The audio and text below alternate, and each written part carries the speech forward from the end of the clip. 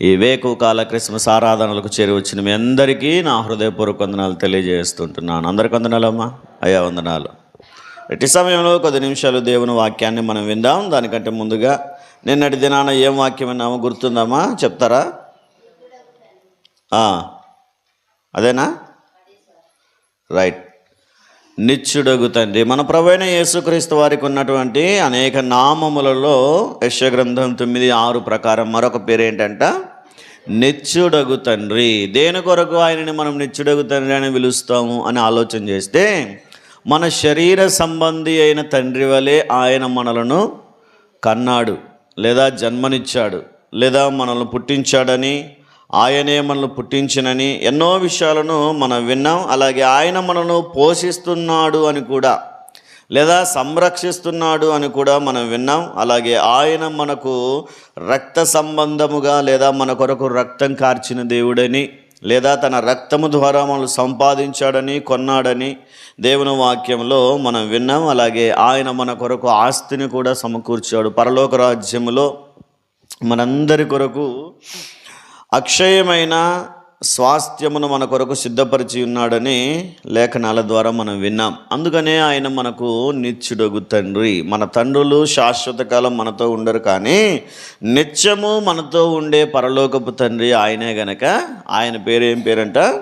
నిత్యుడగు తండ్రి. రైట్. ఆ నిత్యుడగు తండ్రి మనకు అనుగ్రహించేటువంటి నిత్యమైనవి ఏంటి అని కొన్ని నిమిషాలు దేవుని వాక్యం ద్వారా మనం చూసే ప్రయత్నం చేద్దాం. మనమందరము ఆయన పిల్లల వలె జీవించగలిగితే, మనమందరము దేవునికి కుమారులై జీవించగలిగితే దేవుడు మనకు తండ్రి అయి ఉంటాడని దేవుని వాక్యం తెలియజేస్తుంది. కొరింథీయులకు రాసినటువంటి 2వ పత్రికలో మనం ఆ మాటలు చూస్తాం. చూడండి,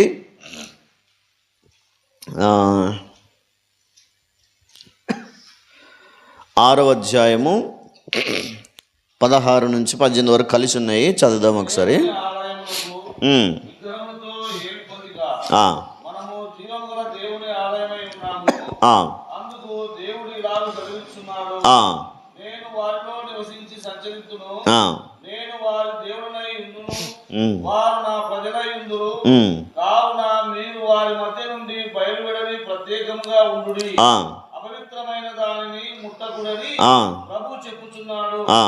మరియు నేను మిమ్మల్ని చేర్చుకొందును, మీకు తండ్రినై ఉందును, మీరు నాకు కుమారులను కుమార్తెలునై ఉందురని సర్వశక్తి గల ప్రభువు చెప్పుచున్నాడు. ఇక్కడ దేవుడు మాట్లాడుతూ, లోకములో ఎన్నో రకాల జాతుల మనుష్యులు ఉన్నారు, కానీ వారందరిలో కంటే కూడా నేను మిమ్మల్ని ఏర్పరచుకున్నాను గనక మీరు నాకు కుమారులై ఉంటారు, నేను మీకు తండ్రినై ఉంటాను అంటాడు దేవుడు. ఆయన మనకు తండ్రిగా ఉండాలన్నా, లేదా మనము ఆయనకు కుమారులుగా ఉండాలంట ఏం చేయాలి అని మనం ఆలోచన చేస్తే, కావున మీరు వారి మధ్య నుండి బయలు వెడలి ప్రత్యేకముగా ఉండుడి.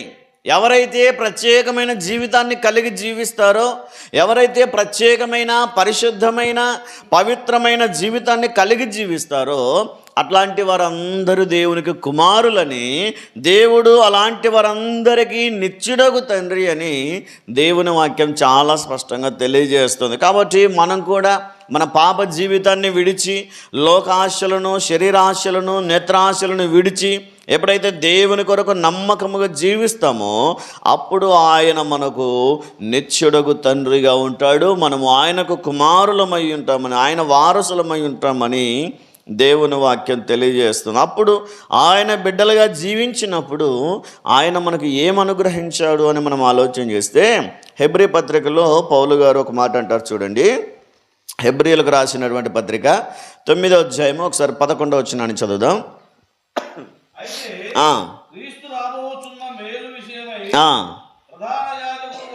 వచ్చి తానే నిత్యమైన విమోచన సంపాదించి హస్తకృతము కానిది అనగా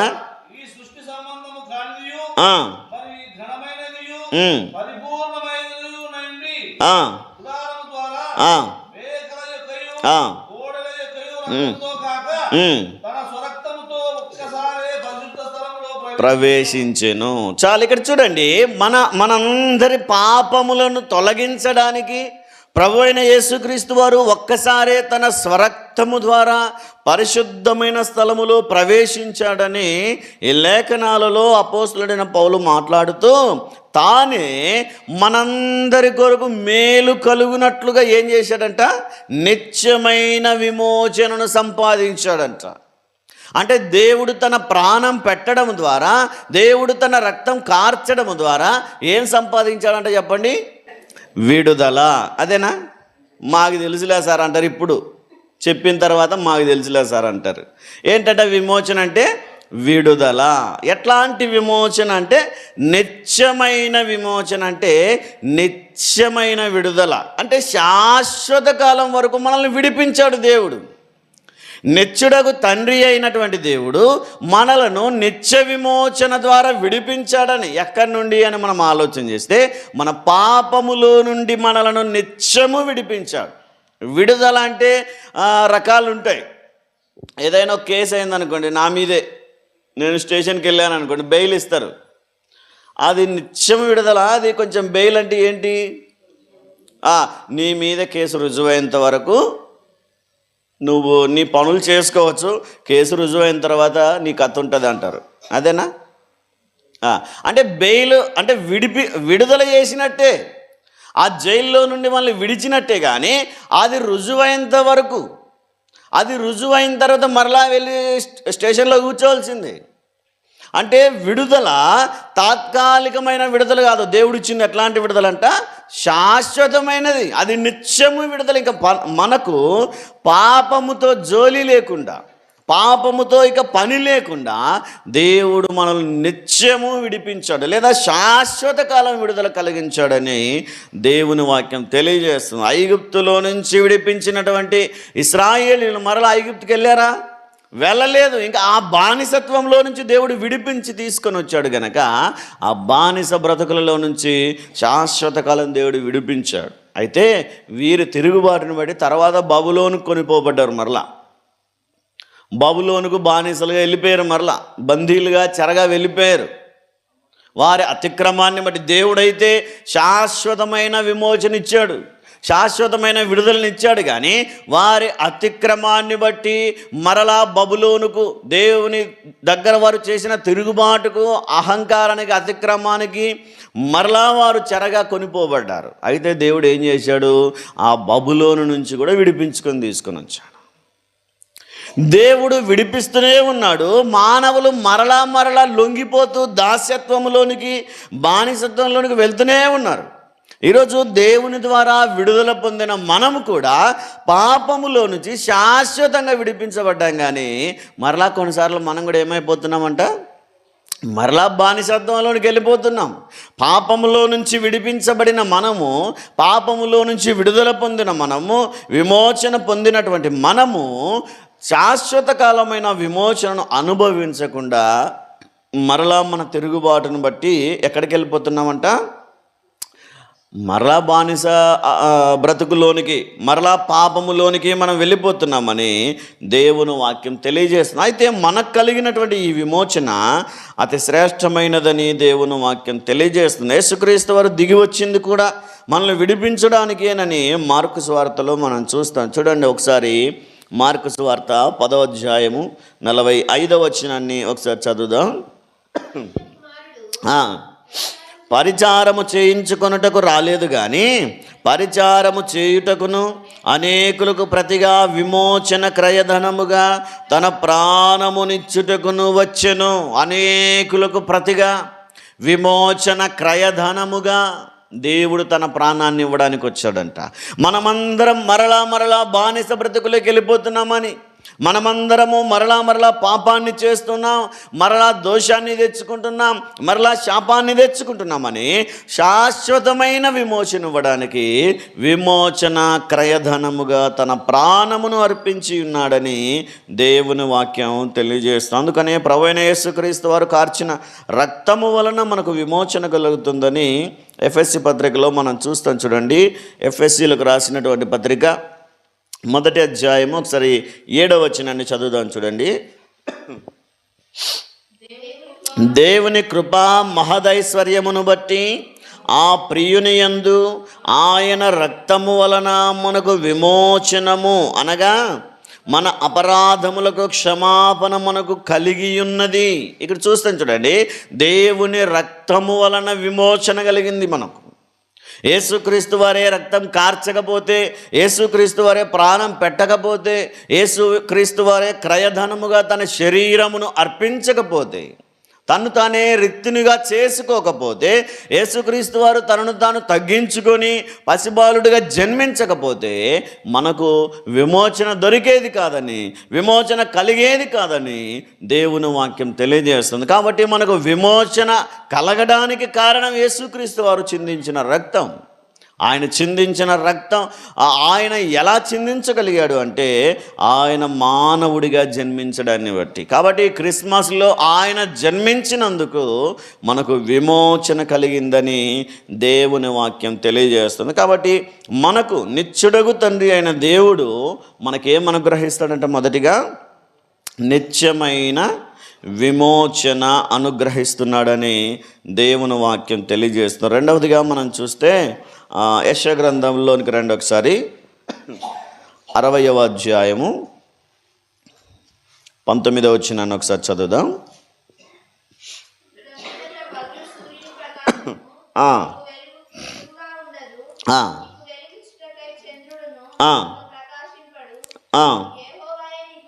యెహోవాయే నీకు నిత్యమైన వెలుగుగా ఉండును. ఇక్కడ చూస్తాం చూడండి, నిత్యమైన వెలుగు. దేవుడు అనుగ్రహించే మరొక నిత్యమైనది ఏంటంట, నిత్యమైన వెలుగు. వెలుగు మనం అనుకున్నట్టుగా పగలంతా వెలుగు ఉంటుంది, రాత్రంతా చీకటి ఉంటుంది. కానీ పరలోక రాజ్యంలోనికి వెళ్ళిపోయిన తర్వాత అక్కడ ఇంకా చీకటి ఏమాత్రం ఉండదు, అక్కడ నిరంతరము వెలుగే ఉంటుంది. కారణం ఏంటంటే యెహోవాయే నీకు నిత్యమైన వెలుగుగా ఉంటాడు. ఆయనే ప్రకాశిస్తూ, ఆయనే ప్రకాశమానముగా తేజరిల్లుతూ ఉంటాడు కనుక ఆయన వెలుగులో మనం జీవిస్తూ ఉంటాం. అందుకనే పరలోక రాజ్యంలో చీకటి ఏమాత్రం ఉండదు. పరలోక రాజ్యంలో పగలని రాత్రని, ఇక పగలు రాత్రులు ఏముండవు. నిరంతరము ఆయన వెలుగులో మనం జీవిస్తామని దేవుని వాక్యం తెలియజేస్తుంది. కాబట్టి ఈరోజు మనం ఆయన యందు విశ్వాసం ఉంచగలిగితే, ఆయన మీద మనం ఆధారపడగలిగితే మనకు కలిగేటువంటి మరొక నిత్యమైనది ఏంటంట, వెలుగు. నిత్యమైన వెలుగు. మొదట ఆయన జన్మించడం ద్వారా మనకేం కలుగుతుంది, నిత్య విమోచన. రెండవదిగా నిత్యమైన వెలుగు మనకు కలుగుతుంది. మన జీవితాల్లో చీకటి సంబంధమైన క్రియలు నశించినప్పుడు, చీకటి సంబంధమైన ప్రవర్తన ఆలోచనలు మనలో నశించినప్పుడు దేవుడే మన మీద వెలుగుగా ఉదయిస్తాడని దేవుని వాక్యం తెలియజేస్తుంది. కాబట్టి ఈరోజు ఆలోచన చేయండి, మన జీవితాల్లో ఒకవేళ చీకటి కోణాల లాంటి జీవితం కలిగి ఉంటే గనక, ఇంకా చీకటి జీవితాన్ని కలిగి ఉంటే గనక యేసుక్రీస్తు వారు అంటారు, ఇదిగో నీ చీకటిని తొలగించడానికి నేను వచ్చానంటాడు, నీ చీకటిని పారద్రోలడానికి నేను వచ్చానంటాడు దేవుడు. కాబట్టి ఈరోజు ఒకవేళ ఇంకా మన జీవితాల్లో, మన బ్రతుకుల్లో చీకటి ఆలోచనలు, చీకటి అలవాట్లు ఉంటే కనుక ఈరోజు మార్చుకోగలిగితే దేవుడు ఏం కలుగజేస్తాడంట, నిత్యమైన వెలుగు కలుగజేస్తాడు. పరిస్థితులు ఎలా ఉన్నా, మన ఇరుగు పొరుగు వారి పరిస్థితులు ఎలా ఉన్నా, మన జీవితంలో, మన కుటుంబంలో మాత్రం ఏముంటుంది చెప్పండి, నిత్యమైన వెలుగు ఉంటుంది. కారణం ఏంటంటే వెలుగయ్యున్న దేవుడు మనతో ఉంటాడు గనక. కొన్నిసార్లు అనారోగ్యాలు ఉండొచ్చు మన ఇంట్లో, కొన్నిసార్లు అప్పుల సమస్యలు ఉండొచ్చు, కొన్నిసార్లు ఇబ్బందులు, ఇరుకులు ఎదురు కావచ్చు. ఏ పరిస్థితి అయినా మన జీవితంలో వెలుగై ఉన్న దేవుడు ఉంటాడు కనుక ఆ చీకటి ప్రభావం ఏమాత్రం మన మీద పని చేయదని దేవుని వాక్యం తెలియజేస్తూ, ఒకసారి ఐగుప్తులో నుంచి దేవుడు ఇశ్రాయేలును విడిపించడానికి మోషే అహరోనులు వెళ్ళి మాట్లాడుతూ ఫరో రాజుతో చెప్తూ ఎన్నోసార్లు మాట్లాడారు, అయ్యా ఇదిగో మా దేవుని మేము ఆరాధించడానికి అరణ్యంలోనికి మేము వెళ్ళిపోవాలా, మమ్మల్ని పంపించండి అంటే పంపించనంటాడు ఆయన. విన్నారు కదా ఇంతకుముందు, పంపించమంటే పంపించనంటాడు. ఎన్నో సాకులు, ఎన్నో అడ్డంకులు, ఎన్నో కుట్రలు చేశాడు పంపించకుండా. వాటిలో భాగంగా దేవుడు ఒకరోజు ఏం చేశాడంటే, ఇలాగైతే ఫరో రోజు మనకు మాటినడు గనక ఒక 3 రోజులు కంటికి వెలుగు కనిపించకుండా చిమ్మ చీకటిని కమ్మింపజేస్తాను, మీరందరూ మీ ఇంటికి వెళ్ళిపోండి అన్నాడు దేవుడు. 3 రోజులు వెలుతురు కనిపించకపోతే ఎట్లుంటుందో ఆలోచన చేయండి. మనకు రాత్రి ఒకవేళ రెస్ట్ తీసుకోవడానికి చీకటి ఉంటే మంచిదే, కానీ ఇంకా పొద్దు పొడిచి 6 అయినా 7 అయినా సూర్యుడు రాలేదు, 8 అయినా 9, 10 అయినా సూర్యుడు రాలేదనుకోండి, ఎట్లుంటాం మన జీవితాలు? చీకటిమయమేనా? ఏం చేయాలో తెలియదు, ఎక్కడికి వెళ్ళాలో తెలియదు, ఏం పని చేసుకోవాలో తెలియదు, మన పనులు కూడా తీరవు, మనం ఎక్కడ ఉంటామో ఏం చేస్తామో కూడా మనకే అర్థం కాదు చీకట్లు. అట్లాంటిది చిమ్మ చీకటి కలుగు చేశాడు దేవుడు. ఒకసారి ఐగుప్తు దేశం అంతా చీకటి అయిపోయింది, కొంచెం వెలుతురు కనిపించలేదు. ఎంత చీకటి వచ్చేసిందంటే పక్కనున్న భార్యను కూడా గుర్తుపట్టలేకపోతున్నాడు భర్త, పక్కనున్న పిల్లలు కూడా కనిపించట్లేదు, ఈ చేత్తో తడువులాడినా కనిపించట్లేదంట. అంత భయంకరమైన చీకటి దేవుడు ఐగుప్తుల మీదకి పంపించేశాడు ఆ రోజు.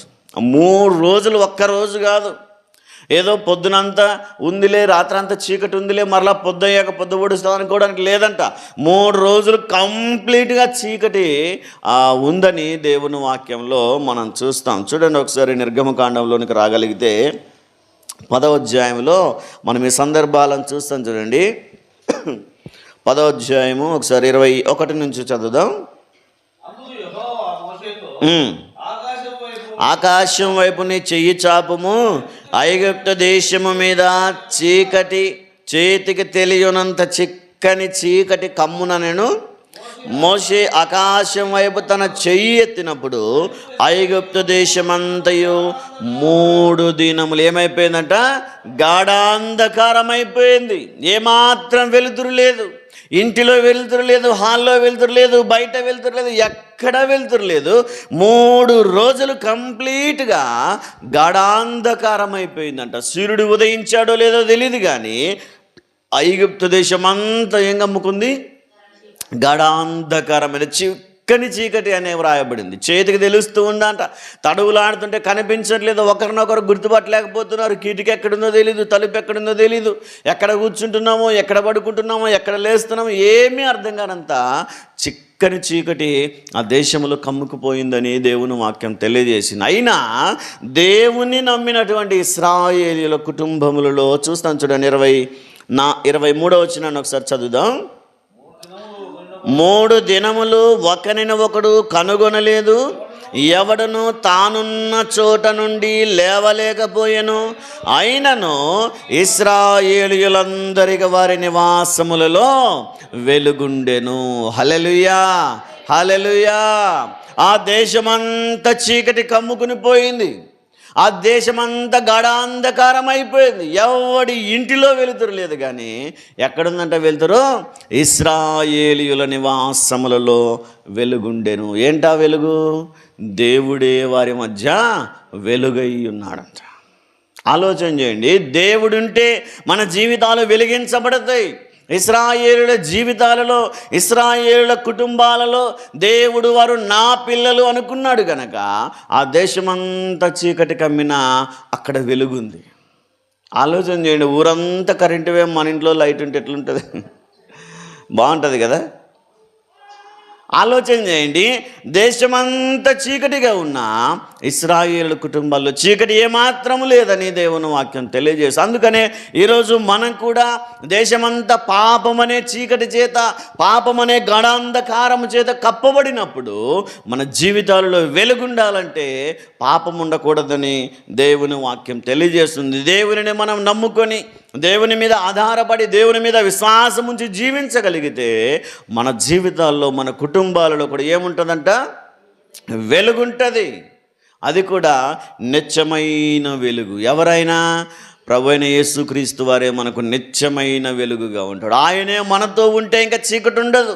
ఆయన మన ఇంటిలో ఉంటే వ్యాధులు ఉండవు, ఆయన మన ఇంటిలో ఉంటే రోగాలు ఉండవు, ఆయన మన ఇంటిలో ఉంటే బాధలుండవు, కష్టాలుండవు, నష్టాలుండవు. యేసుక్రీస్తు వారు మాత్రం ఉంటే సమాధానం ఉంటుంది, కుటుంబంలో నెమ్మది ఉంటుంది, ఆరోగ్యం ఉంటుంది, ఐశ్వర్యం ఉంటుంది, సమాధానము, శాంతి, సమాధానం, నెమ్మది మన కుటుంబాలలో కుమ్మరించబడతాయని దేవుని వాక్యం తెలియజేస్తుంది. జక్కయ్య ఇంటిలో అప్పటిదాకా పాపముతో ఉన్నటువంటి వ్యక్తి ఎప్పుడైతే యేసుక్రీస్తు వారి ఇంటిలో అడుగు పెట్టాడో ఆయనకు సంతోషం వచ్చిందంట.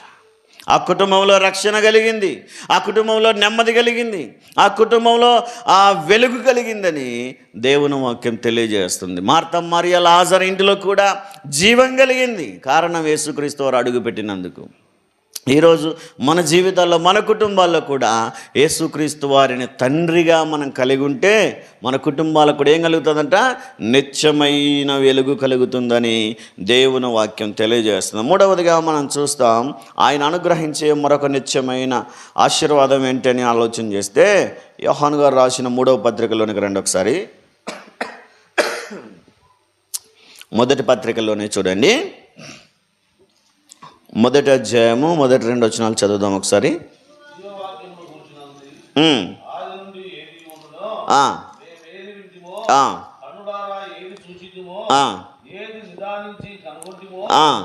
మా చేతులు దేనిని తాకి చూచెనో అది మీకు తెలియజేయుచున్నాము. ఆ జీవము ప్రత్యక్షమాయను, తండ్రి యొద్ద ఉండి మాకు ప్రత్యక్షమైన ఆ నిత్య జీవమును మేము చూచితిమి. అపోస్తలుడైన యోహాను గారు అంటారు, ఏం చూశారంట? మాకు ప్రత్యక్షమైన నిత్య జీవము. దేవుడు మొదటగా మనకు నిత్య విమోచన అనుగ్రహించాడని విన్నాం. రెండవదిగా నిత్యమైన వెలుగు అనుగ్రహించాడని విన్నాం. మూడవదిగా నిత్య జీవము మనకు అనుగ్రహిస్తాడని, నిత్య జీవం కూడా మనకు అనుగ్రహించబోతున్నాడని దేవుని వాక్యంలో చాలా స్పష్టంగా మనం చూస్తాం. ఈరోజు మనకున్నటువంటి జీవితం తాత్కాలికమైనది, మనలో ఉన్న జీవం కూడా అల్పమైనది. జీవితం అల్పమైనది, మనలో ఉన్న జీవం కూడా స్వల్పమైంది, తాత్కాలికమైనది. అయితే దేవుడు అనుగ్రహించేటువంటి జీవం ఎట్లాంటిదంట? నిత్య జీవము, ఇంకా నిరంతరం ఉంటుంది. ఇక అక్కడ మనకు చావు అనేది ఉండదు, అక్కడ మరణం అనేది ఉండదు, అక్కడ బాధ ఉండదు, భయము ఉండదు, రోగం ఉండదు, ఏమీ ఉండని లోకమే పరలోక రాజ్యం. అక్కడ నిరంతరము నిత్య జీవము కలిగి జీవిస్తామని దేవుని వాక్యం తెలియజేస్తుంది. యోహాను సువార్తలో కూడా ఆయన ఆ మాటను ఉపయోగించాడు. చూడండి, యోహాను సువార్త 1వ అధ్యాయము 4-5 వచనాలు ఒకసారి చదువుదాం. ఆయనలో జీవముండెను, ఆ జీవము మనుష్యులకు వెలుగయ్యుండెను, ఆ వెలుగు చీకటిలో ప్రకాశించుచున్నది కానీ చీకటి దానిని గ్రహింపకుండెను. దేవుడు అనుగ్రహించే నిత్య జీవాన్ని పొందకుండా మనలో ఉండే చీకటి క్రియలు అడ్డగిస్తున్నాయంట. మనలో ఉండే పాపపు క్రియలు, పాపపు ఆలోచనలు దేవుడు అనుగ్రహించేటువంటి నిత్య జీవాన్ని పొందకుండా ఆపుతున్నాయని దేవుని వాక్యం తెలియజేస్తుంది. మరి ఏం చేయాలా? మనలో చీకటి పోయి దేవుడు అనుగ్రహించే నిత్య జీవం పొందుకోవాలంటే మనం ఏం చేయాలో చూడండి. 17వ అధ్యాయము 3వ వచనంలో ఒకసారి చదువుతాం. చూడండి, యోహాను సువార్త 17వ అధ్యాయము 3వ వాక్యాన్ని ఒకసారి చదువుదాం. నిన్నును నీవు పంపిన యేసుక్రీస్తును ఎరుగుటయే నిత్య జీవము. యేసుక్రీస్తు వారిని నమ్మడమే, యేసుక్రీస్తు వారిని తెలుసుకొని ఆయనే నిజమైన దేవుడని, ఆయనే లోకరక్షకుడని, ఆయనే నా కొరకై పుట్టినటువంటి పసిబాలుడని, ఆయన నా కొరకు దిగి వచ్చినటువంటి దేవుడని ఎప్పుడైతే మనం యేసుక్రీస్తు వారిని నమ్ముతామో మనకేం కలుగుతుందంట? నిత్య జీవము కలుగుతుందని దేవుని వాక్యం తెలియజేస్తుంది. కాబట్టి నిత్యుడగు తండ్రి పేరుకు మాత్రమే కాదు కానీ ఆయన నిరంతరము మనతో ఉండడానికి మనకు నిత్య విమోచన అనుగ్రహించాడు. విమోచించబడిన వారికి నిత్యమైన వెలుగు అనుగ్రహించాడు. నిత్యమైన వెలుగులో జీవించే వారికి తనతో పాటు నిరంతరం ఉండడానికి నిత్య జీవాన్ని కూడా ఇచ్చాడు. కాబట్టి మనం కూడా యేసుక్రీస్తు వారిని సొంత రక్షకునిగా అంగీకరించి దేవుడు అనుగ్రహించే విమోచనను, నిత్య విమోచనను, నిత్యమైన వెలుగును, నిత్య జీవాన్ని పొందుకునే ప్రయత్నం చేద్దాం. దేవుడు అటువంటి కృప మనందరికీ అనుగ్రహించునుగాక. ఆమేన్. ప్రార్థన చేసుకుందాం. అందు త్వరలోంచి కళ్ళు మూసుకొని ప్రార్థనలోకి భావించుదాం. మహాపరిశుద్ధుడైన మా గొప్ప తండ్రి, మీ ఉన్నతమైన శ్రేష్టమైన పాదాలకు స్తోత్రాలనైనా మరొకసారి తండ్రి ఉదయకాల సమయంలో ఈ విధముగా వాక్య సందేశం ద్వారా మాతో మాట్లాడినందుకు స్తోత్రాలు ప్రభువా.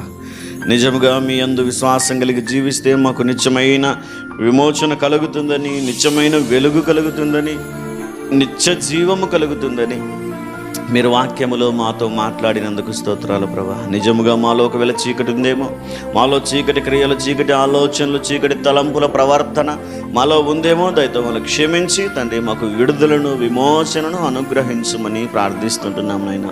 తాత్కాలికమైన విడుదల కాదు, తాత్కాలికమైన విమోచన కాదు, కొద్ది కాలం మాత్రమే విడిపించేటువంటి విడుదల కాదు, కానీ శాశ్వత కాలము పాపము నుంచి విడిపించి సాతాను చేతుల నుంచి రక్షించినటువంటి నిత్య విమోచనను పొందుకొని మీ అందు విశ్వాసం కలిగి నిత్యమైన వెలుగు సంబంధులమై నిత్య జీవానికి వారసులమై జీవించగలిగే కృపను మాకు అనుగ్రహించమని ప్రార్థిస్తుంటున్నాం. చేరువచ్చిన బిడ్డలందరి జీవితాల్లో ఈ వాక్యాన్ని ఫలింపజేయమని ప్రార్థిస్తూ, ఈ వాక్యానుసారంగా జీవించడానికి తీర్మానం తీసుకున్న వారందరిపై మీ నిత్య వెలుగును ప్రకాశింపజేసి మీ వెలుగులో వారు జీవిస్తూ ముందు కొనసాగే కృపను దయచేయమని ఈ ఉదయకాల సమయంలోని మెండైన దేవునిలో చేరువచ్చిన అందరిపై కుమ్మరించమని నజరేయుడైన యేసుక్రీస్తు వారి నామములో వినయముతో అడిగి వేడుకొని పొందుకొనిటున్నాము తండ్రి.